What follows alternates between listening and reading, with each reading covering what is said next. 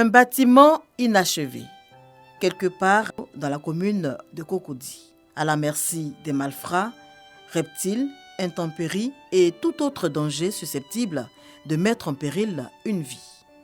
C'est ici que Dame Coulibaly, veuve et mère de 6 enfants, a trouvé refuge.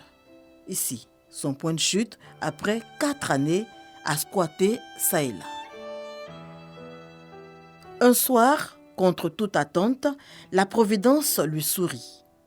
Une visite des plus inespérées va changer sa vie. Dans le cadre du Dimanche de la Solidarité, la ministre de la Cohésion nationale, de la Solidarité et de la lutte contre la pauvreté est dans ses murs.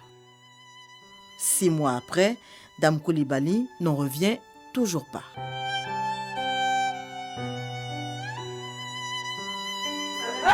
Grâce à toi. Grâce à toi. D'accord. On le fait au nom du président. Merci beaucoup. Merci. Longue vie. Yopougon Mikao, un autre visage qui s'illumine quelques mois seulement après le passage des équipes du Dimanche de la Solidarité conduites par la ministre Bellemonde Dogo, celui de Rachel Koudou. Installée dans cette baraque avec ses enfants à bas âge depuis le décès de son homme, Rachel, hier dans l'extrême pauvreté, est aujourd'hui propriétaire d'une boutique. En tout cas, avec l'aide qu'elle m'a apportée, voilà ce que j'ai fait. J'ai ouvert un coin pour moi-même. Aujourd'hui, je suis propriétaire d'une entreprise. En tout cas, pour les femmes et puis les enfants qui ont été abandonnés par leurs parents aujourd'hui, il y a quelqu'un aujourd'hui que Dieu a envoyé sur cette terre aujourd'hui pour les relever. En tout cas, je lui dis merci pour tout ce qu'elle a fait pour moi. Je ne peux pas tenir. Bon, viens, allez, viens.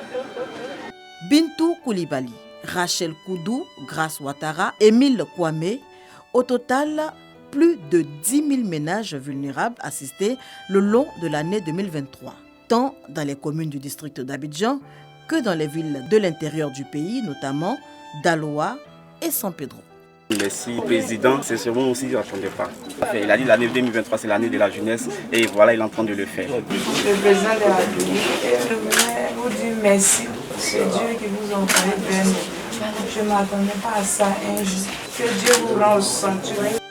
Des familles relogées, des prises en charge médicales octroyées, des jeunes rescolarisés et resocialisés, des dons en vivre et en non-vivre, des fonds octroyés pour des AGR, activités génératrices de revenus, des pleurs qui se transforment en fou rire, le Dimanche de la Solidarité, un véritable exutoire pour les familles en détresse.